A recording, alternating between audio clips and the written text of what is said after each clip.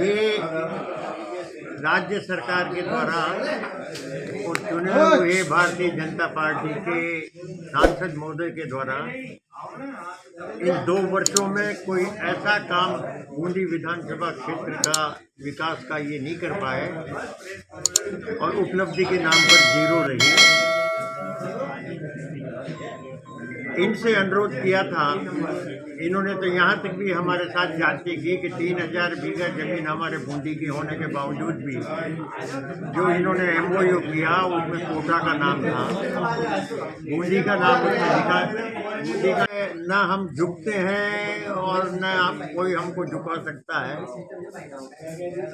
ये गर्व करके इस प्रकार की लोकतंत्र में उनके द्वारा कहना अनुचित है।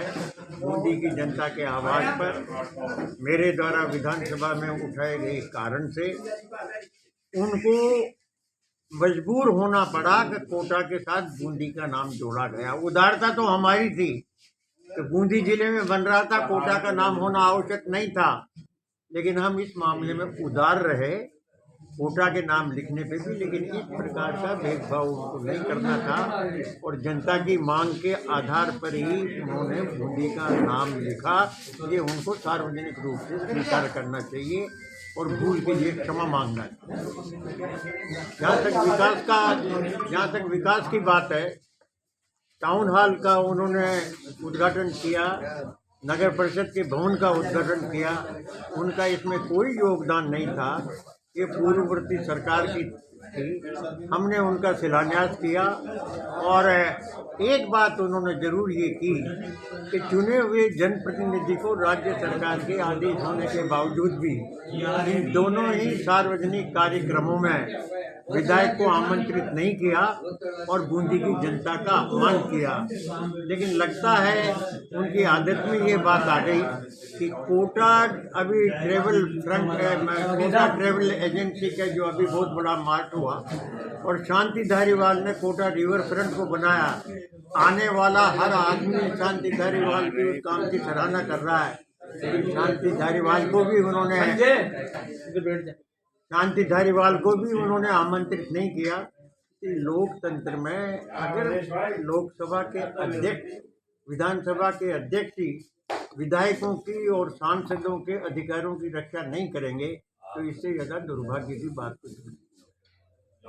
हमारी नमाना की सड़क का 2 साल से फॉरेस्ट की NOC नहीं दिलवा पाए। हमारा जो गरडदा का बांध था 2 साल पूर्व कंप्लीट हो गया, ये उसकी NOC अभी तक नहीं दिला पाए। विकास के लिए ये कोई अनुदान राज्य सरकार से न दिला पाए। 250 करोड़ रुपए से 280 करोड़ रुपए का हुडको से लोन दिला करके बूंदी के हर नागरिक को ये कर्जे में डुबोना चाहते हैं। डबल इंजन की सरकार है, हम अपेक्षा करते थे कि ये सारा का सारा जो पैसा है अनुदान का पूर्ववर्ती हमारी सरकार ने 150 और 157 करोड़ रुपए अनुदान के रूप में बूंदी नगर परिषद का दिया।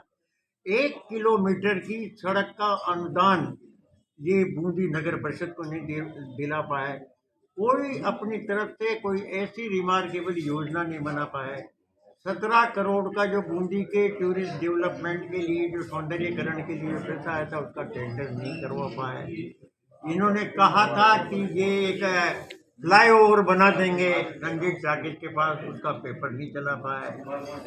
इन्होंने भरोसा दिया था कि हम तत्काल रोडवेज के बस स्टैंड को पुरानी कृषि उपज मंडी में स्थानांतरित कर देंगे, वो नहीं करा पाए।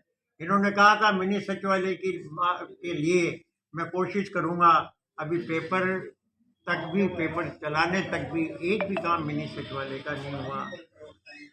और आज तो मैं ये और कहता हूँ कि मानदाता हनुमान जी की कृपा से ही 2019 में इनका विधायक भी जीता और सांसद महोदय भी जीते, लेकिन कोई काम मानदाता जी की छतरी के लिए, वो भी छतरी का कोई पैसा नहीं है, दूसरी योजना का कोई पैसा था, उसमें चोरी छिपी बनाई गई छतरी के नाम से एक भी पैसा अगर इन्होंने मंजूर किया हो।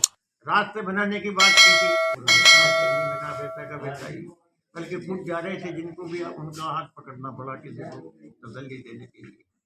कोई ऐसा काम नहीं आया। जेठ सागर तालाब और डबल सागर तालाब की कोई योजना नहीं बना जाए, गंदगी के ढेर के पड़े हैं।